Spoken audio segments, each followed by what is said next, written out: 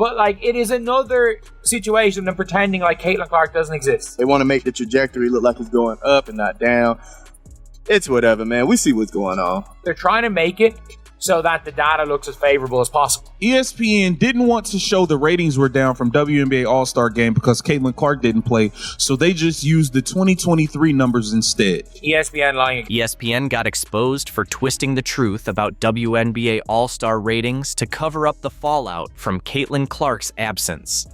The cover-up was so sloppy, even their own journalists called it out. After the 2025 game dropped 36% in ratings, from 3.44 million in 2024 to 2.2 million, ESPN ignored last year's record and instead compared it to 2023 to fake growth. Yes, you guys heard me correctly. The numbers are in. And just like I told you, there was a boycott. You got to understand, these numbers, they did like 2 million viewers. That's up from 2023. 2023 was a little over 900,000. So it is up. So the numbers are going up. But compared to last year, it fell by 40%. Oh, so they going to try to spin it.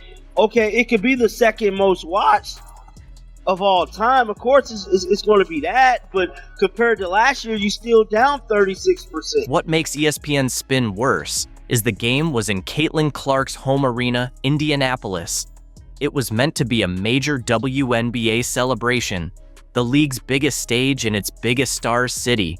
But instead of triumph, it became a ratings disaster so bad, ESPN tried to fake a success story. They're just skewing data. So it's up 158% compared to 23. What happened to 24? Y'all just gonna skip over 24? Like, what? Thing is, this could be disingenuous too. That's the bad side of it, because for some reason they have a thing where they want to compare everything without Caitlin. They're like, oh, well, she's an anomaly, so we could compare these numbers to 2023 and show you that without Caitlin, it's growing. This is very similar to the WNBA draft, comparing it to 2023. Very similar to how they are presenting this graph. The mess began on July 15th when Clark aggravated a groin issue during Indiana's win over Connecticut. Hours after she announced she'd skip All-Star Weekend, ticket prices crashed 48%, from $121 to $64. Fans made it clear, no Caitlin Clark, no interest. This wasn't a small dip. It exposed how reliant the WNBA is on a 23-year-old. It's striking, as Clark missed 10 games this season after never missing one in college or her rookie year.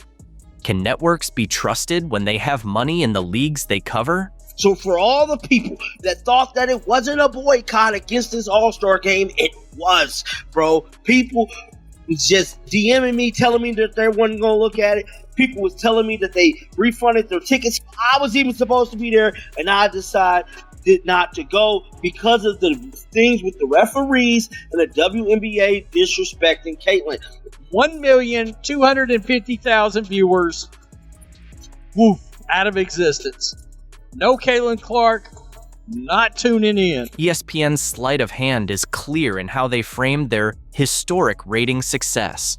They didn't just skip 2024, they picked 2023 data, before Clark went pro and when the WNBA drew little attention. Instead of admitting ratings dropped by over 1 million, ESPN promoted a misleading stat that 2025 was up 158% from 2 years ago. It wasn't a mistake. It was a calculated PR move to distract from the fallout of Clark's absence. So all of you guys can sit there and say, oh, you guys are just trying to uplift one player. Oh, the league is more than one. I agree, the league is more than one player. It's more than one good basketball player. But is there more than one player that moves the tide? No. We just have to be honest. It's okay. What gives it away is ESPN's sudden shift in tone. All season, they praised Clark for boosting growth and selling out arenas. But when the All-Star game flopped without her, they claimed no single player matters. They pointed to Friday's Skills Challenge, getting 1.3 million viewers, up 89% from last year, but left out that the jump came from format changes and prime time slots, not a rise in league interest. The boost wasn't about Reese, Wilson, or others. It was fans still hoping Clark might show. There is fans that are just Caitlin Clark fans. I said this yesterday. If Caitlin Clark was to leave to go to New York or any other damn team, expect significant impact in the Indiana Fever viewership, bro. People might tune in for that first season without Caitlin if she was to leave, but after that, it is over with. There was plenty of people I saw online who said, yo, Caitlin Clark not playing. Oh, she's hurt and they don't want to call fouls. Okay, I'm not giving them a view. I'm not going to watch. There was plenty of people that boycotted watching this WNBA All-Star. The fallout went beyond TV. Clark's All-Star exit set off a domino effect across the WNBA's business. Ticket sales, merch, and sponsorship values all took a hit. The market reacted like it lost its center. ESPN's spin couldn't hide what fans saw. The 48% ticket price drop wasn't minor. It was a clear message from fans who paid to see Caitlin Clark and didn't care about her replacements. You can see when Caitlin doesn't play, it happens. And how are we meant to know that if Caitlin ends up missing a year, Caitlin's gone, that all those fans don't just leave again? They know they need Caitlin Clark to grow this league, man. It wasn't just empty seats. Social media was flooded with fan cancellations. People shared scrapped trips, resold tickets, and skipped the broadcast. The WNBA didn't just lose viewers, it lost momentum. This wasn't fringe, it was a visible fan boycott ESPN tried to bury by inflating numbers to keep sponsors from panicking over a WNBA without its star. Why not just not put up 153, just say 2.2 million average viewers, and then just say second most watched All-Star game ever behind 2024, which is fine. You don't even have to say how down bad it is. It's a PR page. Instead of trying to down Caitlin Clark and diminish her to the level that other people may be at, why don't you promote the other people alongside of Caitlin Clark's greatness? The financial fallout from Clark's injury hit more than the arena. It rippled through Indianapolis. Hotels, restaurants, and shops prepared for a Clark-driven tourism boost, even stocking up on fever gear.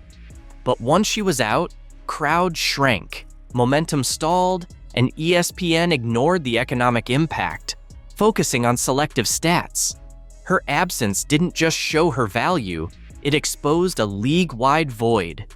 Nafisa Collier scored 36 and won MVP, but it barely registered. No viewership surge, no buzz. The WNBA hasn't built another star who draws national attention. A failure of branding, not just talent. Caitlin Clark was in it. We're going to say it's up on non-Caitlin Clark numbers because, Caitlin Clark's just an anomaly. Caitlin Clark's not a player. Caitlin Clark is not relevant to this. Caitlin Clark is an anomaly. Oh, y'all are trying to straddle the fence. We want your money, but we don't want you. Which one is it? Which one is it? We want the viewership, but we only want viewership from certain people's fans. We want the ratings up, but we don't want these type of, no. Do you want it or not? You got to accept what comes with everything. The good, the bad, the ugly. The backlash to ESPN's spin came fast. Journalist Christine Brennan called out their framing, questioning why they promoted historic ratings despite a major drop from last year. Her viral tweet exposed ESPN's deception. It wasn't just fans.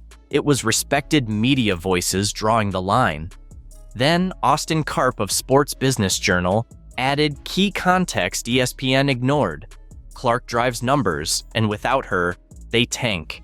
He showed a clear pattern of declines tied to her absence, proving the WNBA's reliance on her and ESPN's choice to cover it up. Now, many other people stated that, you know what? It was sold out. It was not a boycott. Well, you know the old saying, men lie, women lie, and the numbers don't. This is a case of the numbers not lying. By comparing this year's All-Star numbers to 2023, ESPN admitted what they won't say outright. There's a pre-Clark and post-Clark WNBA. These are different worlds in fan interest and commercial value. Using 2023, when Clark was in college and viewership was low, was a deliberate attempt to hide this year's collapse.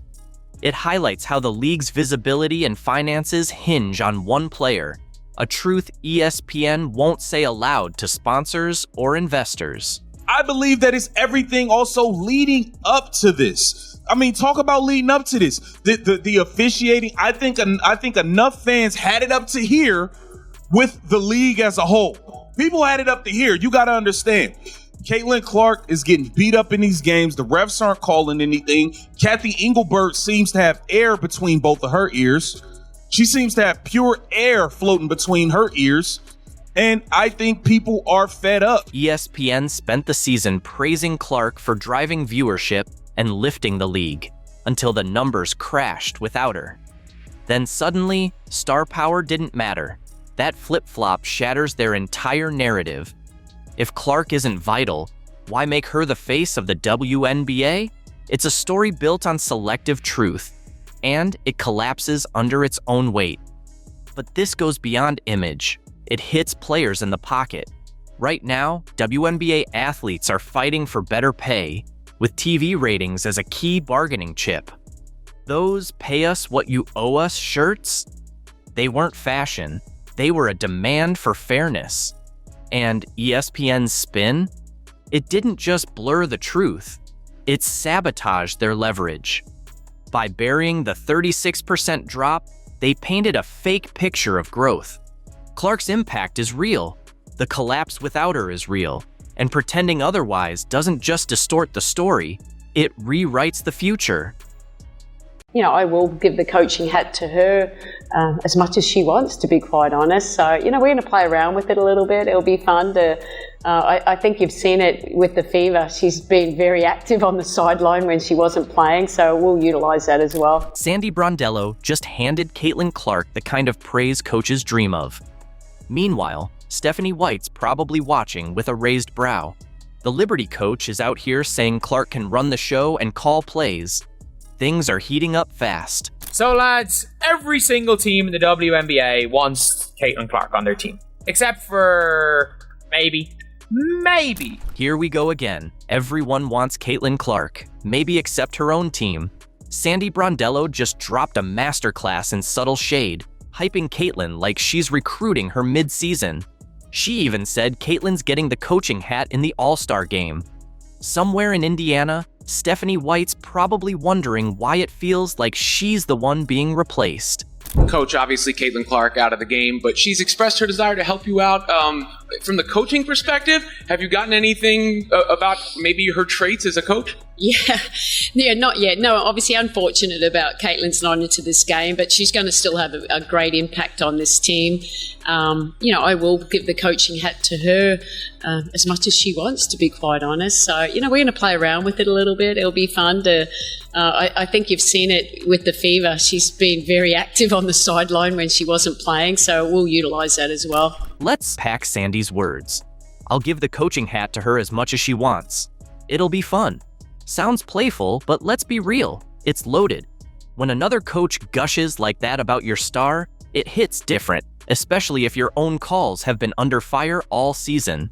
Sounds of the game with Captain Caitlin Clark. All right, Gabby, you dribble off. Sabrina's going to come set you this. You're going to skip it right when she sets it. AJ, you're coming to clean her up. We're getting this 4-point shot. Kelsey, where's Kelsey? I like that. You're passing it right to Sabrina for the three. I diagram this play. I diagram the play.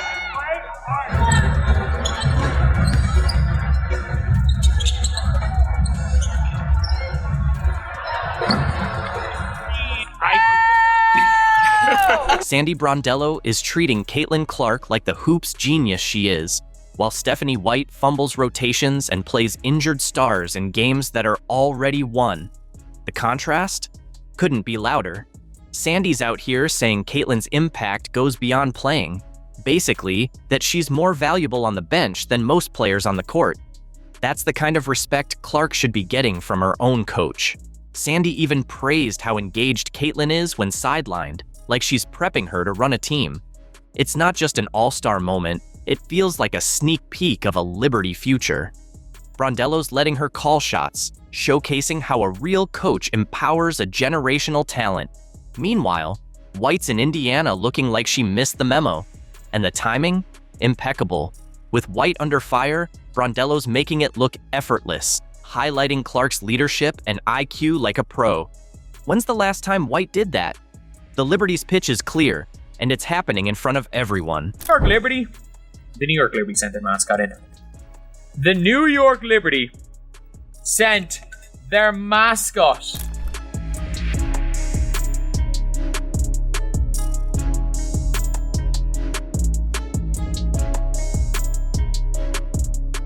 The Liberty are running a masterclass in subtle recruitment. Their players vibe with Caitlin Clark, and now Sandy Brondello's practically pitching herself as her future coach, without making it obvious. It's smooth, it's smart, and it's working. Brondello isn't selling drama or chaos, just showing Caitlin what it feels like to be truly respected by a staff that gets it. Meanwhile, over in Indiana, Stephanie White is scrambling, missing injury updates and fumbling game decisions, while Sandy's out here calling Caitlin the smartest person in the room. And honestly, she probably is. Her basketball IQ is elite, and any coach with sense would lean into that. Sandy's even miking her up to coach during the All-Star game. That's not just a nod, it's a spotlight on what the Fever are failing to use. While Stephanie's stuck in crisis mode, Brondello is rolling out a red carpet. The Liberty stars, from Sabrina Ionescu to Brianna Stewart, treat Caitlin like royalty, and the message is loud and clear. This is what it looks like when a team truly values you. Yeah, I mean, obviously we're good friends. Like, I've been able to talk to her a lot kind of through this, process. And honestly, I've kind of went through something similar in my career. I mean, my first year I didn't play due to injury. And then second year I had like 3 to 4 soft tissue injuries that I was dealing with. And it's kind of, you look back and it's a blessing in disguise because you're able to just learn and grow and, understand it's all part of your journey, and you just got to, continue to figure out what you need in a pro career. And so, just trying to be that kind of soundboard for her and that voice, having gone through something kind of similar, and, knowing obviously it's really unfortunate that we don't have her, but she means a lot more to the game than just showing up and playing. And I think you're able to see that with just the excitement in Indy right now. Compared to how her own team has treated her, this is night and day. Sandy's joke about never being traded but loving this coaching trade says a lot. She's clearly already imagining what it'd be like to coach Caitlin full time. Really care about individual play. And I got traded, yes. My son hit me up after he goes, I've created history. This is awesome. I got traded as a coach. But look, I get to coach with Sabrina. I'm on Caitlin Clark's in Indianapolis. I mean, what a great show. So we'll go out there. And the Liberty are perfectly positioned to go after Caitlin. They've got the talent, coaching, organization, and market the Fever can only dream of.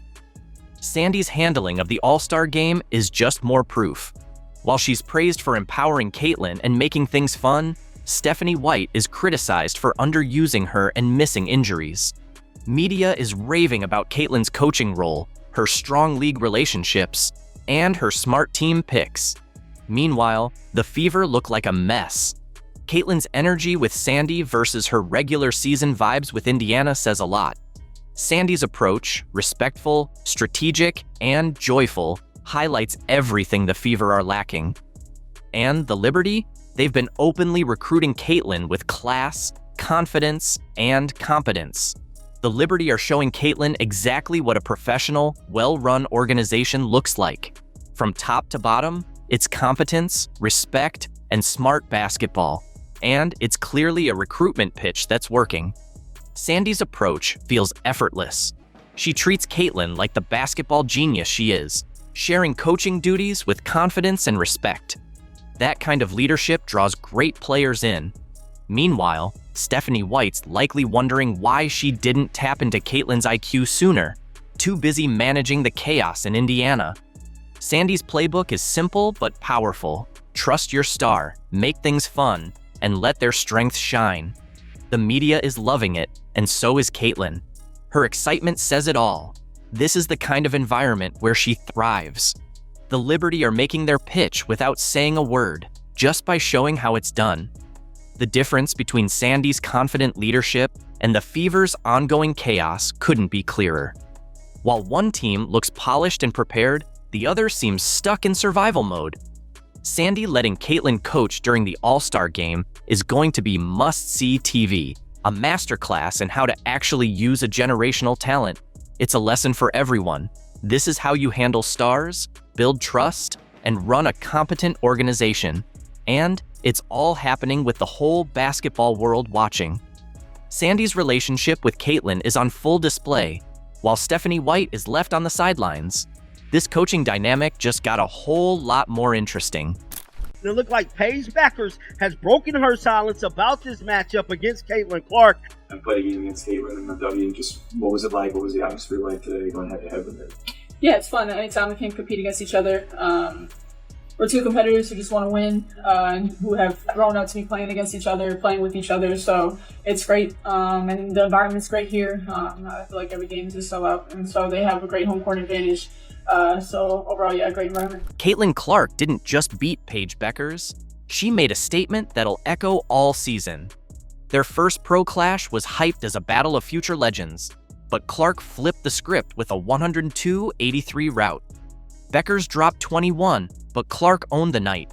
14 points, 13 assists, 5 steals, pure command.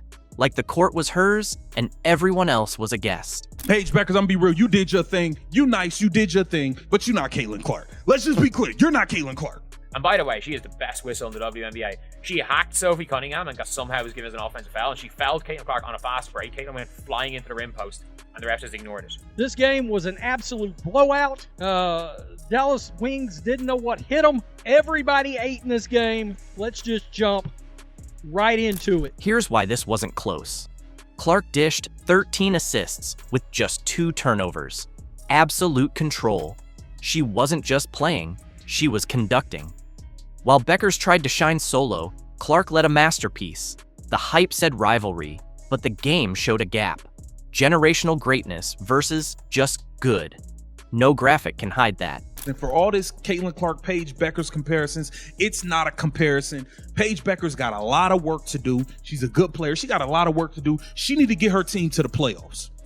Once she get her team to the playoffs, we can holler. All you Angel Reese fans out there, once she get her team to the playoffs, we can holler. Until then, Caitlin came in and got the worst team in the league directly to the playoffs off the bat. Started out 1-8, went to the playoffs, man. Paige Bueckers has been going through growing pains while she's been down there in Dallas. They have a 6-16 record, and they simply cannot figure out a way to get it done. Now, ultimately, she performed, man. She played at a very high level. She had 21 points, 4 assists, and 4 rebounds. She was shooting phenomenal from 3. Paige put up a good fight, but ultimately her team just fell short, man. Here's what the league won't say. The cameras caught a blowout, but Clark delivered a mental masterclass. Every steal, every assist chipped away at Dallas's confidence. She's been nursing a groin injury, missed 5 games, yet still rewrites records. Bueckers, fully healthy and still chasing. Indiana dropped 64 in the first half. A franchise record. That wasn't just scoring. It was Clark's memo to the league. Last year's rookie, now your problem. Let's look at these numbers, man. Caitlin Clark, 14 points, 13 assists. Bro, I scored in the game. I scored in the game, bro. Like, come on, man. Just magnificent passing. Only 2 turnovers. She's only had 4 turnovers total in the last 2 games. Really think about that. 24 assists to 4 turnovers in the last 2 games. Okay. Okay. Here's the twist. The media keeps forcing a Clark versus Bueckers rivalry, like Paige is Caitlin's kryptonite. But reality checked in, and in 40 minutes, Clark shredded that storyline and left the hype in ashes. Caitlin Clark, I'm not joking when I say this. Caitlin Clark is Demon Caitlin's back. Demon Caitlin's back. Caitlin swats JJ Quinterly. Watch this here. She swats Quinterly. She screams in Quinterly's face. She then gets the ball, looks straight up, and throws an inch perfect pass to Sophie Cunningham for a layup. If she throws that pass 2 inches lower, it's stolen. 2 inches lower and that pass is stolen. Like, that is something that no other player in this league can do. That's what we're talking about when we are referring to Caitlin Clark running the show. Is this what Stephanie White needs to see? To finally say to herself, All right. Here's what actually matters: efficiency. Clark's 13 assists and just 2 turnovers weren't luck. She created chances out of thin air. That's the leap from star to transcendent. The media won't say it because it ends the "is Bueckers better" talk fast. And remember her 2025 opener? A triple-double versus Chicago, 20 points, 10 boards, 10 assists, 4 blocks, 2 steals, in a 93-58 rout. While others shook off rust, Clark was already in gear, making vets look slow. She's not just good, she's the league's engine. New York Liberty, we can beat them. We already did. The Minnesota Lynx, we can beat them. We already did. We can beat anybody if we play in this Caitlin Clark style. That's just a fact. There ain't a point guard in the world that could mess with her at all. It's not even close. The Indiana Fever dictated when they run like this. I don't believe there is a team in this league that can beat the Indiana Fever at all. Let's go. Hulk, Lexi Hulk coming down the right here.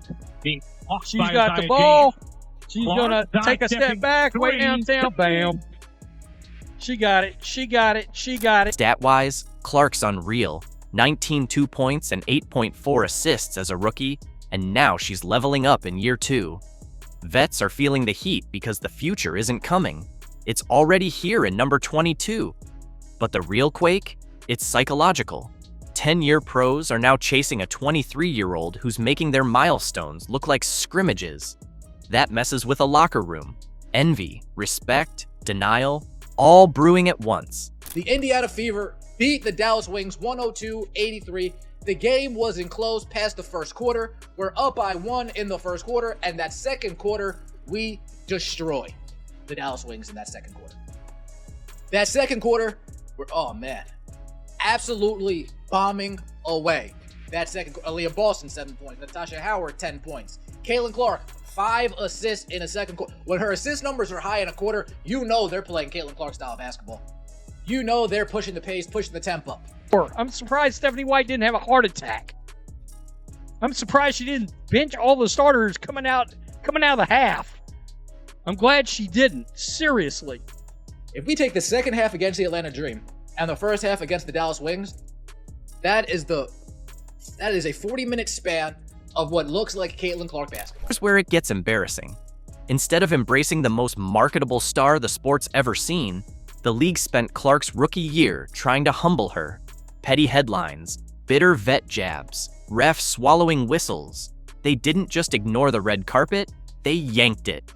And yet, Clark flipped Indiana from league punchline to powerhouse. Scoring records, packed arenas, and 23 teams suddenly playing for second. That's the Clark effect. The playmaking. Y'all see the playmaking, bro? The backdoor passes. Come on, once the 3-ball start rolling again, y'all really in trouble. You see the post game posting up Lil Quinterly. Spin off of her, step back, midi. Y'all said she didn't have a midi. Okay. When Caitlin has the ball, they are the best show in basketball. And it's easier for Kelsey Mitchell. It's easier for Aaliyah. It becomes easier for Natasha Howard if she buys in. It's easier for Sophie. It's easier for everybody. And then when you've got Ari McDonald, who showed today, by the way, that when Caitlin is off the floor, she can push the tempo too. That is exactly what we've wanted. Caitlin Clark running the offense, being the innovator of offense, the distributor of offense for the Indiana Fever. This is exactly what we mean right here. Look at how her teammates thrived against Dallas. Kelsey Mitchell hit 20 on 67% shooting. Natasha Howard added 18 and 2 steals. The whole squad played like they couldn't miss. That's the Clark effect. She shifts the game's gravity, runs the offense like a chef in charge. Everyone eats. Indiana had 29 assists, 1 off the franchise record, and Clark created nearly half. She doesn't just score, she amplifies everyone. That's why the Fever suddenly look rebuilt overnight. Bueckers can get buckets, but Clark makes the entire machine purr, and that's what makes Indiana scary. Caitlin Clark is now has the 5th most double-doubles with points and assists in WNBA history. All right, now to put that into some context, she's played 1 year plus into this season, and she's missed 10 games. Think about that.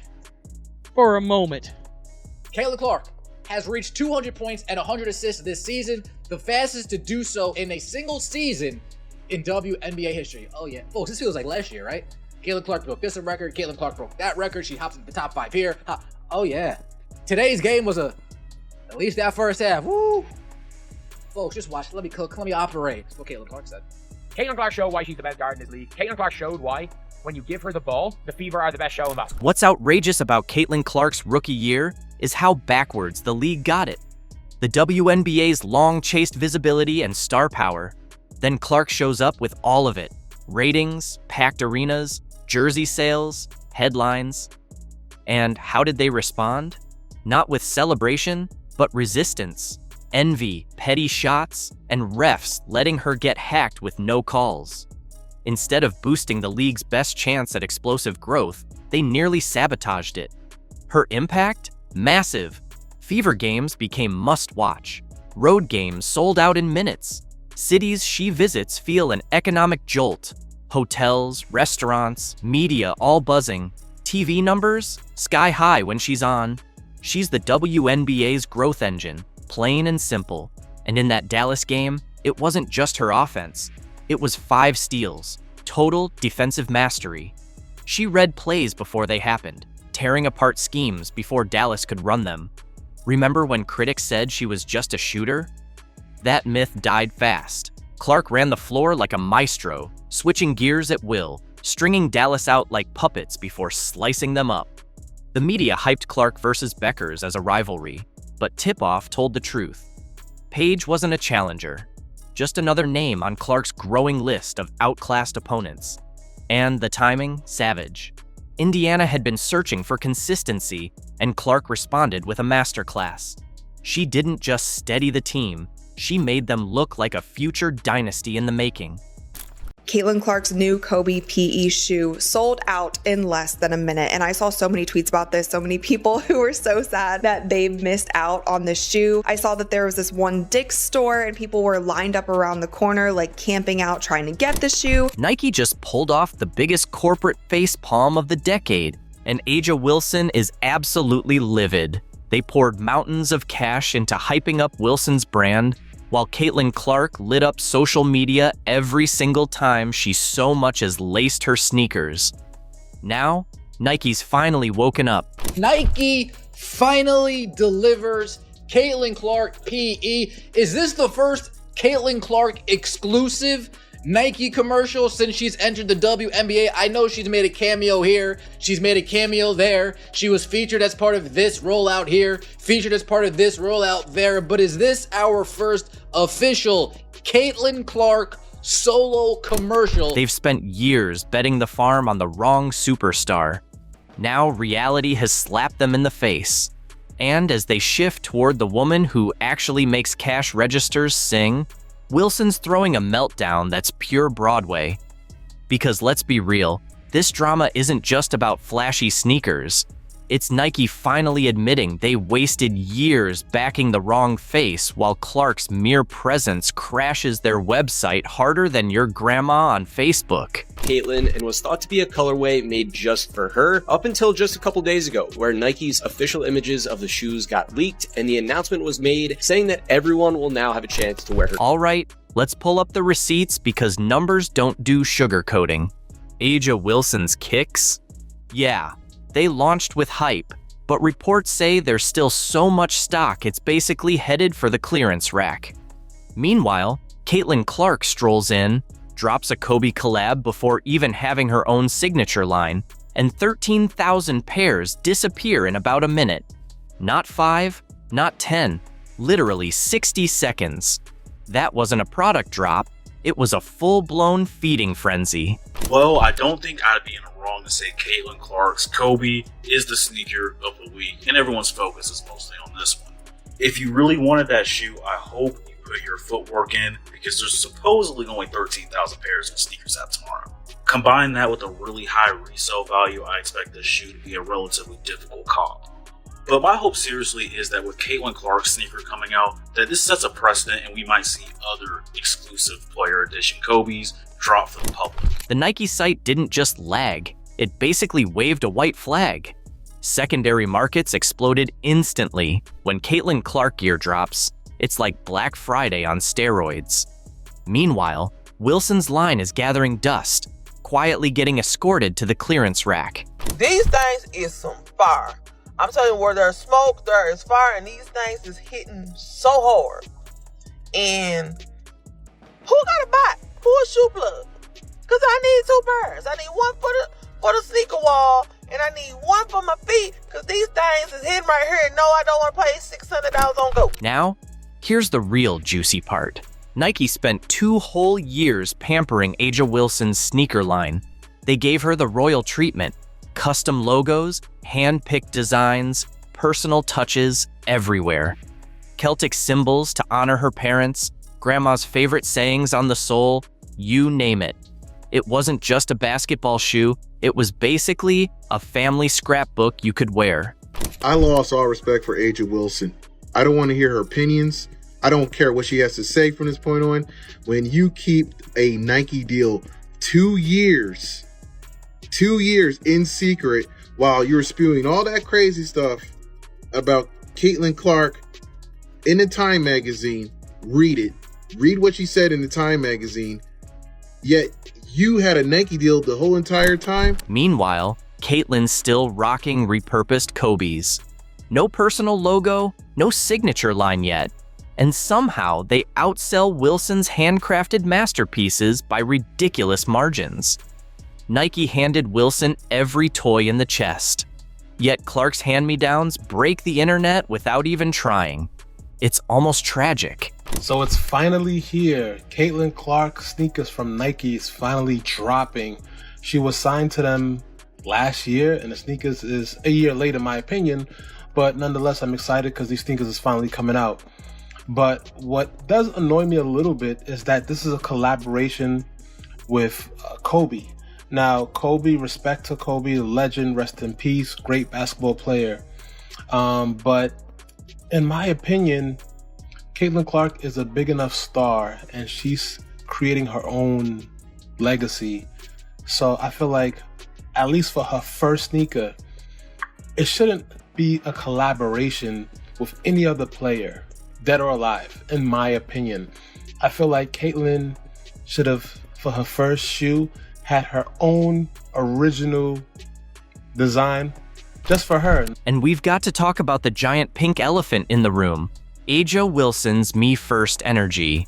This is someone hustling harder for personal accolades than most politicians during campaign season. She finally got her custom kicks, her cryptic logo no one gets, her sleek Nike ads even directed by Malia Obama. And yet, she still acts like the universe owes her a standing ovation. Meanwhile, Caitlin Clark just steps on the court, sinks a casual 30-footer, and oops, she's Nike's biggest female cash cow since MJ. Wilson's out here loudly demanding her flowers, while Clark quietly builds an empire just by existing and being incredible at basketball. And all this was done while the shoe's being developed, while the collection's being done.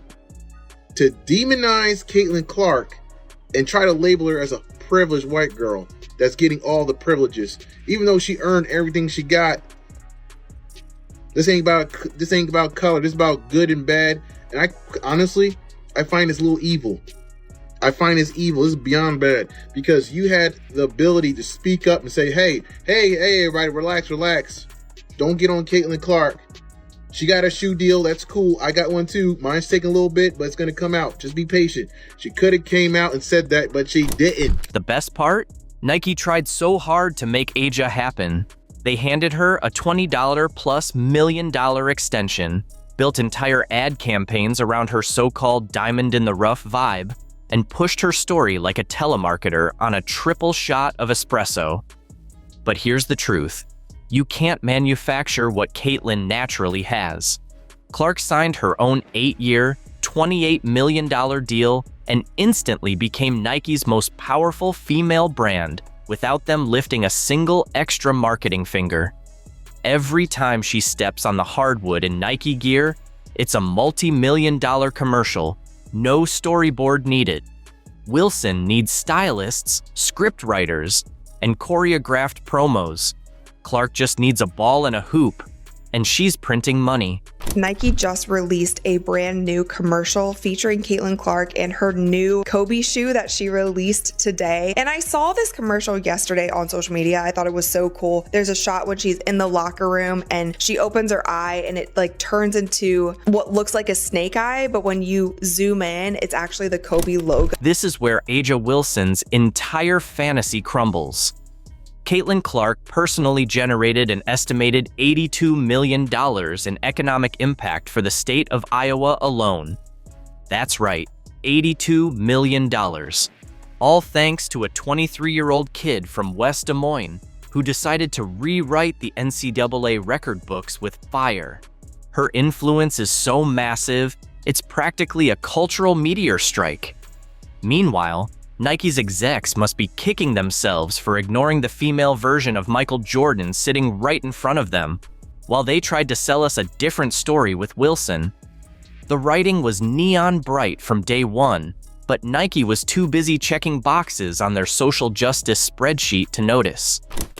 We have breaking news here. I don't know that I've heard of a coach being traded in the All-Star game. Caitlin Clark is a menace, man. She literally kicked Cheryl Reeves off the team. Clark traded Cheryl Reeve, who was the coach of her team. We've already discussed we are going to trade coaches. He's going to take her coach. Sorry, WNBA, if that's not in the rule. Sorry, ESPN, if that's not in the rules, but we just made it a rule. Kayla just gave her a straight up, man, forget you and get off my team. Caitlin Clark just pulled the ultimate power move. She straight up kicked Cheryl Reeve off her All-Star team mid-draft. No drama, no hesitation, just a clear message. No haters allowed.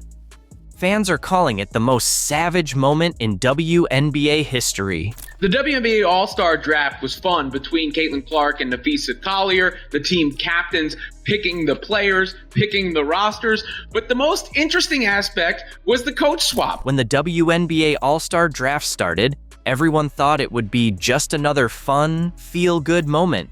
Caitlin Clark just made the funniest All-Star selections ever. She picked her friends. She made sure she picked no ops, as people like to call them. Players would build their rosters, crack a few jokes, and coaches would smile politely for the cameras. But Caitlin Clark had other plans. Clark traded Cheryl Reeve, who was the coach of her team, or was to be the coach of her team, to Collier for Sandy Brondello, the coach of the New York Liberty. Of course, Reeve is Collier's head coach for the Minnesota Lynx. As one of the two captains, she was automatically matched with Cheryl Reeve, who was set to coach her All-Star team. Cheryl Reeves, I get it. You have the best record in the WNBA so far. You want as many plays as you can on the All-Star team. That's just the system. The coaches with the top records get assigned to lead the All-Star teams. The drama is going to come from Reeve having previously been critical on social media about the amount of attention Clark received relative to the rest of the league. But anyone who's followed Caitlin's journey knows Cheryl Reeve wasn't just another coach in her story. The same way you didn't give two about Caitlin Clark's fan base and all that, don't nobody give two about your crime. You know what I'm saying? And the fact that you're coaching Caitlin Clark's team, I don't understand why you had to make it a big deal and say, oh, well, this team's below us to have more plays and us and it's disappointing. And like, what are you talking about? For months, Reeve had taken shots at Clark, dismissing her impact, downplaying her success, and even deleting tweets after getting called out for the shade. You already kept her off the Olympics. Now you're going to complain about her having more teammates than your players on the court? Yeah, get the fuck off this team. Embarrassing. I know she was embarrassed. I don't care what nobody say. I know she was embarrassed. Reeve's name was even linked to Clark's Olympic snub, though she denied having any official say. So when trade talks came up during the draft, Caitlin didn't blink. To be completely honest, I love my team. I think they're great. I don't have any intentions of really trading any of them. She leaned into the mic, calm and confident, and dropped a line that stunned the room. She said she loved her roster, was happy with her team. But I think we've already discussed we are going to trade coaches. He's going to take her coach. Then she added, I don't know if this is in the rules, but I don't really care. We're going to trade coaches. Clark traded Cheryl Reeve, who was the coach of her team, or was to be the coach of her team, to Collier for Sandy Brondello, the coach of the New York Liberty. Of course, Reeve is Collier's head coach for the Minnesota Lynx. In that moment, she publicly fired Cheryl Reeve from her All-Star team and brought in Sandy Brondello, head coach of the New York Liberty and one of the league's most respected voices. A beat of silence passed. Then the crowd and players erupted. And I love the fact she traded Cheryl Reeve. That's my favorite part of it all. She traded her coach. Some laughed, some gasped, and even Reeve looked completely blindsided. We have breaking news here. I don't know that I've heard of a coach being traded in the All-Star game. This is something you're agreeing to, Fee. There's no terms to this deal. The ESPN crew scrambled to react, calling it one of the wildest, most unexpected moves in All-Star history. Sorry, WNBA, if that's not in the rule. Sorry, ESPN, if that's not in the rules, but we just made it a rule. But Caitlin didn't flinch. With a smirk, she doubled down. Sorry, WNBA, if that's not in the rules, but we just made it a rule. Yo, did y'all see Caitlin's face, bro? She was like, nobody cares. That is hilarious, man. Man, I lost my mind when they said that. Oh my goodness. Now, the way they were talking about it, it seemed like something that was premeditated or, predetermined before they got on live here. That line lit up social media, with fans calling it the ultimate power move. This wasn't just a coaching swap, it was a message. Caitlin was drawing a line, making it clear she wouldn't take disrespect from anyone, not even a championship coach. And Caitlin is making sure she's stone-faced. She's like, why did you say me, Bounce? I'm gonna get blamed for this. After months of being snubbed, criticized, and undermined, Caitlin Clark stood her ground, making it clear she won't share a bench with someone who never believed in her. With the WNBA, it's a little different because so many people are new. So many fans are new, that is. So they're just becoming familiar with a lot of these teams and a lot of these players. And last year, there was the Caitlin Clark versus the Olympics storyline. This year, of course, you don't have that as naturally baked in, but now Clark's going up against Cheryl Reeve, and Clark is clicked up with her Indiana Fever teammates. The trade wasn't just approved, it was celebrated. Players, commentators, and fans called it iconic, flooding social media with praise. Many said it was long overdue for someone to stand up to the league's double standards and politics. As far as the coach swap went, that again was going to be the most talked about and will be probably the most talked about thing. Here is how that went down on the ESPN broadcast between the two captains. Starter for starter, reserve for reserve. The good news is you can't go wrong with this type of talent. Anyone looking to make a deal here? For Caitlin, this wasn't just a draft day stunt. It was a bold, unapologetic message. She's here to lead on her terms and won't let anyone, not even an assigned coach, dim her light. Firing Cheryl Reeve in front of the entire league made that crystal clear. I think Caitlin's got a better team. Because of, again, with Boston and Wilson, they're not going to get beat up inside. I love Gabby's versatility, and then I just think they got more shooting across the board. Caitlin Clark shifted focus to what really mattered, building the perfect all-star squad. And just like her bold coaching move, she drafted with laser focus, teammates she trusts, players who back her, and zero room for haters. She actually passed up on Paige Bueckers to take Sabally, and she took Asia Wilson with her third pick. If Asia had fallen any further down the board, that would have been a wee bit of a controversy, if we're being real about it. But Clark picked her, I think, just in time to avoid that. I'm sure some people are still talking about it a little bit. The way she built her roster was a masterclass in confidence and awareness. Every pick made it clear this wasn't just about skill or stats. Though she grabbed plenty, it was just as much about loyalty and chemistry. Fee, Stewart, Alicia Gray, Aneka Ogwumike, and Paige. They got 2 guards and 3 power forwards on that roster for Team Collier.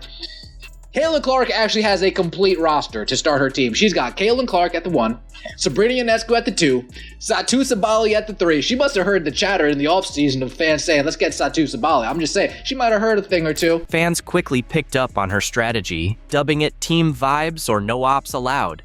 She made it clear, no room for anyone who trashed her or fueled the non-stop criticism she's dealt with all year. Clark, Boston, Ionescu, Wilson, Sabali, Mitchell, Gabby Williams. I love Gabby Williams. What a player. Sonia Citron, Kiki Iriafen, Jackie Young, Thornton, Kayla Thornton from the Valkyries. So Clark should have a very fast team there. Her first pick made a statement. Aaliyah Boston. Boston isn't just a powerhouse on the court. She's Caitlin's fever teammate and one of her strongest supporters. Sabrina Ionescu at the 2, Satu Sabali at the 3. She must have heard the chatter in the offseason of fans saying, let's get Satu Sabali. I'm just saying, she might have heard a thing or two. Next was Sabrina Ionescu, a veteran who embraced Caitlin during her rookie year when many stayed silent.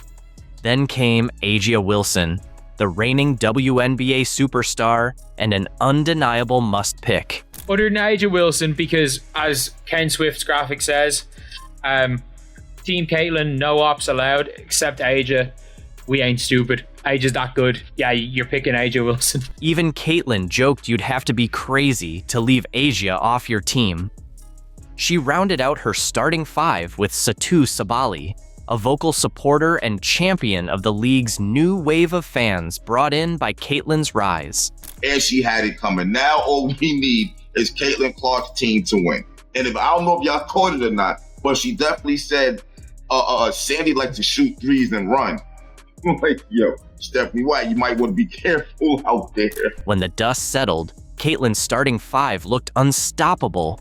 Her running point, Boston owning the paint, Sabali adding range, and Wilson dominating both ends. When you look at it, I mean, Williams is really fast for a forward. Obviously, Kelsey's very fast. Citron's very fast. Jackie Young's one of my favorite players. Iriafen, a rookie, can get up and down the floor. Ionescu can help spread the floor along with Kelsey and Clark. It was clear. Caitlin wasn't building a team to compete, but to dominate. Her bench picks were just as intentional, starting with Kelsey Mitchell, a loyal Fever teammate who's backed her all year. Gabby Williams, she picked nobody that's tweeted a negative thing about her. She's picked nobody that has said a negative thing about her in the media. She picked none of her rivals. Gabby Williams, who's never had a bad word to say about her. She made sure there were no ops on her team. If she's played with a player before, like Sonia Citron, she picked her. Sonia Citron, a past championship teammate, joined dependable players like Jackie Young, Kiki Iriafen, and Kayla Thornton, all fitting Caitlin's vision of positivity, unity, and zero drama. She actually passed up on Paige Bueckers to take Sabali, and she took Asia Wilson with her 3rd pick. If Asia had fallen any further down the board, that would have been a wee bit of a controversy, if we're being real about it. But Clark picked her, I think, just in time to avoid that. I'm sure some people are still talking about it a little bit. Even more revealing was who she didn't pick. Players who've publicly criticized her, tried to downplay her rise, or push the idea she hasn't earned her spot. She left those names to rival captain Nafisa Collier and built the kind of environment where she didn't have to question loyalty or look over her shoulder. The picking between the players was a lot of fun, and Caitlin Clark also wound up with all of the Fever members on her squad as well, meaning Aaliyah Boston, Clark, and Kelsey Mitchell will be a trio in Indianapolis for All-Star. In one night, Caitlin Clark didn't just draft a team, she sent a message. She knows who's real and isn't afraid to make tough calls to protect her peace and lead with purpose. This wasn't just about winning games, it was about earning respect, showing resilience, and proving she's built for the spotlight.